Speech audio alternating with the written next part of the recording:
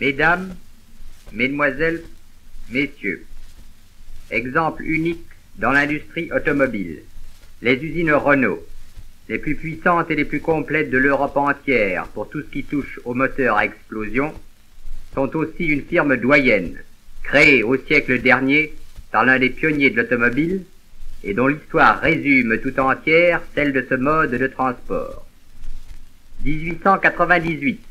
Dans la serre d'un petit jardin de banlieue à Billancourt, un tout jeune homme, Louis Renault, assisté de 6 collaborateurs, construit de toutes pièces sa première voiture, dans laquelle se trouvaient déjà résumées toutes les caractéristiques de l'automobile moderne.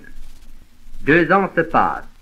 C'est l'époque des grandes courses sur route, duels où s'affrontent les coureurs des marques les plus réputées. Paris-Rambouillet, Paris-Bordeaux, Paris-Madrid, Paris-Vienne, autant de grandes épreuves, autant de victoires pour Renault, qui, entre-temps, crée notamment la prise directe et la transmission par cardan.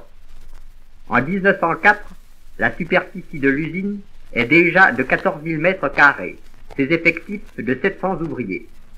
En 1905, voici les premières automobiles de place, des 2 cylindres Renault, qui allaient devenir, pendant la guerre, les glorieux taxis de la Marne. Voici en 1907 les premiers autobus, tous des Renault.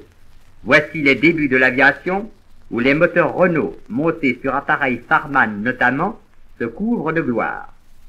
En 1914, Renault couvre 131 000 mètres carrés et emploie 6 300 ouvriers. C'est la guerre. Renault s'équipe pour la défense nationale. Rapidement, il devient l'un des plus gros producteurs de canons, d'avions, de munitions de toute nature. Il contribue puissamment à la victoire finale en créant les fameux chars d'assaut lancés sur le champ de bataille en 1918. Les années passent. L'usine grandit toujours. Tout autour de la cellule initiale, de la petite serre de Billancourt, la direction des usines Renault acquiert des terrains toujours plus nombreux.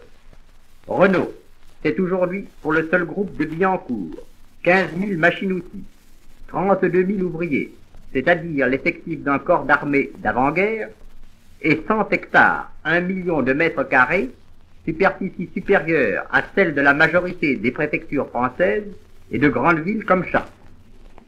Au centre de cet immense domaine s'élève dans une île de la Seine 70 000 mètres carrés d'ateliers qui abritent, sur une longueur de 300 mètres et une hauteur de 5 étages pour certains d'entre eux, les chaînes de montage les plus modernes d'Europe. C'est l'île Séguin, autrefois une bande de terre au ras des flots de la Seine, surélevée de 6 mètres pour la mettre à l'abri des inondations, grâce à l'apport d'un demi-million de mètres cubes de terre. 2 ponts privés, construits par les usines Renault, et sur lesquels passe une voie ferrée, 2 passages pour automobiles et 2 trottoirs pour piétons, unissent l'île Séguin au groupe central d'usines et au chemin de fer. À l'île Séguin, où se trouvent groupées les chaînes de montage des usines Renault, il n'entre que des organes séparés, des tôles non émaillées et non peintes, des ferrures, du bois. Il en sort des voitures équipées, prêtes à rouler, munies de tous leurs accessoires et qui sont acheminées, soit à la livraison pour être remises à la clientèle, soit montées sur wagons pour expédition. Des appontements spéciaux permettent également l'embarquement des voitures directement de l'île Séguin dans les bateaux de la flotte particulière des usines. Contrairement à tant d'autres usines automobiles, qui, faisant fabriquer à l'extérieur un certain nombre d'éléments, ne sont en réalité que des usines de montage, Renault n'achète au dehors que les matières premières qui lui sont nécessaires, du bois, du charbon, du fer.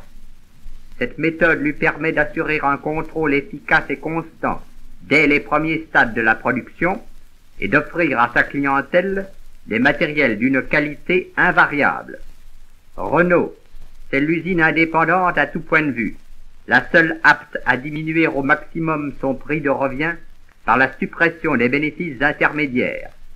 C'est à ce titre que Renault possède ses propres centrales électriques de 70 000 chevaux, fournissant la force et la lumière à tout le groupe de Billancourt, ses ateliers spéciaux pour la production du gaz et de l'oxygène et, à Saint-Michel-de-Maurienne en Savoie, son usine hydroélectrique pour les alliages et métaux spéciaux. Renault fabrique lui-même jusqu'au ressort de ses coussins, jusqu'à l'appareillage électrique de ses voitures, jusqu'aux pièces les plus infimes de tous les matériels qu'il construit. Renault constitue un ensemble industriel unique en Europe.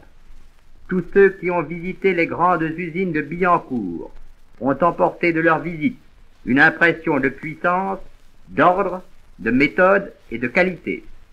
Venez vous aussi visiter les usines de Billancourt, avec leurs 15 000 machines-outils, dont certaines dépassent en valeur 1 million de francs, leurs forges gigantesques, leurs batteries de marteaux-pilons qui atteignent jusqu'à 10 tonnes, leurs fonderies travaillant à la chaîne et spécialisées pour chaque métal employé dans la construction automobile. Venez voir les immenses presses à emboutir, qui transforment en une seule fois et à froid des tôles brutes en pièces achevées dans leur forme définitive sous une pression de 1 200 000 kilos. Venez voir enfin le montage d'une voiture à l'île Séguin effectué en moins de 3 heures. Venez effectuer une randonnée rapide à travers cette ville industrielle en pleine activité et vous comprendrez les garanties uniques que Renault, grâce à sa puissance et à son organisation, est susceptible de vous offrir pour sa gamme complète et variée de voitures, de camions, de tracteurs et de moteurs.